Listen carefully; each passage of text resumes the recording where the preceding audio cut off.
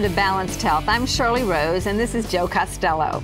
You know, there's no doubt that complementary therapies and alternative therapies are becoming increasingly popular.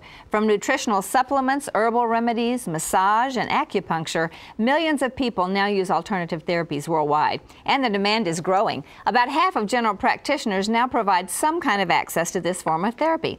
And joining us later on in the show is Dr. Terry Smith, a holistic physician, and we'll be talking about some of those alternative therapies. But first, Joe has some news for us. Shirley, today's news story to me is fascinating. Today's dose of nutrition in the news deals with the connection between honeybees and our food supply.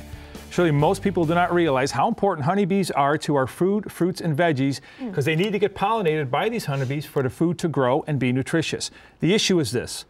Bees traditionally leave the hive to pollinate, then find their way back to the hive via their own scent, and it appears their navigation systems have broken down. That's, you know, it had always fascinated me how a bee, they say they would go within like a 2-mile radius and then come back. And actually, you told me that there are companies that would provide the bee service for farmers and stuff like that. Tell us about that. They're bee rental farms. Amazing. And what they do, Shirley, is they breed these bees, and then these bees have to go off and get their own food and come back and take that food supply, and, you know, they feed the hive, and the hive grows, and the culture, bee culture grows.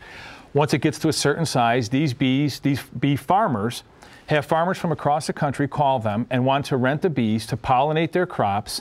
So the guy, you know, takes a semi-truck, drives across the highways, brings the bees to the farmer. They release the bees in the field.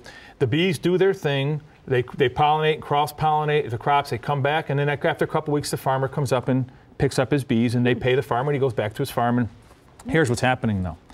And this is really pretty serious because it's threatening not only our food supply quantitatively, it's certainly affecting it qualitatively. What happens when the bee farmer is getting his bee population up so he can rent the bees, these bees will leave the hive and they'll go, like you said, about a 2-mile radius. They'll find food and they'll come back and feed this food to the hive.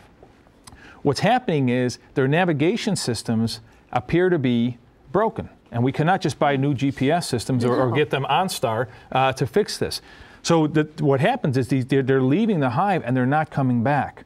Wow. Now, 60 Minutes actually had an expose on this, and I saw the farmer interview, and it was fascinating. His great-grandfather started this business, and he said to the interviewer, whose name eludes me right now, but he said, "We have never seen this," because they asked him, "What do you think it is?" He said, "Well, I'll tell you that in a minute." He said, "First of all, I want to tell you, I've never seen this. And I don't know exactly what it is because bees have been doing this for thousands and thousands of years." Sure.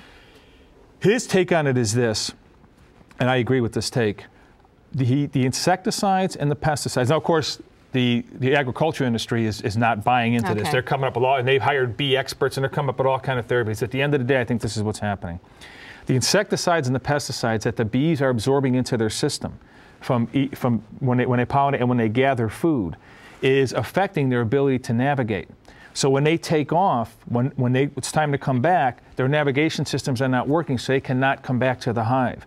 Now, I ask you and I ask our viewers out there, if this is what's happening to the bees by ingesting this, what do you think is happening to us? Not only is our navigation system to be able to know where to go, Shirley, but what's it doing to our central nervous system? What's it doing to our body's navigation system to be able to naturally heal itself? Well, it's fascinating, and I have been hearing about it. I mean, it's a serious problem.